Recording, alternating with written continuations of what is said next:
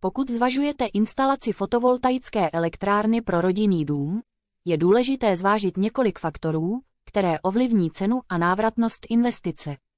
Následující body vám mohou pomoci zorientovat se v tom, jak takový projekt probíhá a co všechno by měl obsahovat. Co zahrnuje instalace na klíč? Fotovoltaická elektrárna na klíč obvykle zahrnuje návrh systému. Na základě vašich potřeb a spotřeby energie se navrhne vhodný systém. Dodávka komponent zahrnuje panely, střídače, baterie, pokud jsou součástí, a další nezbytné prvky. Montáž a instalace. Technici zajistí správné umístění panelů a jejich propojení s elektrickou sítí domu. Připojení do distribuční sítě. Je potřeba zajistit připojení a povolení od energetické společnosti.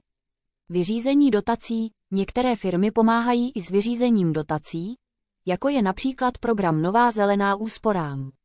Servis a údržba. Kvalitní instalace by měla obsahovat i nabídku servisu a záruky na komponenty. Ceník fotovoltaických elektráren. Ceny se liší podle mnoha faktorů, včetně velikosti systému, použitých komponent a způsobu instalace. Obecně se však dá orientovat v následujících kategoriích. Malé systémy, 3 kůb, vhodné pro menší rodinné domy s nižší spotřebou. Cena se pohybuje mezi 150 000 korunami českými až 200 000 korun českých.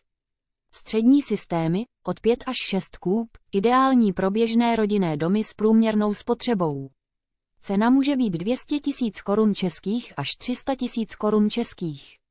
Větší systémy, 10 kůb a více, pro domy s vyšší spotřebou, kde je často vyžadováno i uložení energie do baterií. Cena může přesáhnout 400 000 korun českých. Možnost dotací. V rámci programu Nová zelená úsporám lze na fotovoltaické systémy získat dotaci, která významně sníží pořizovací náklady. Výše dotace může být až 50% z celkové investice, v závislosti na typu a velikosti instalace.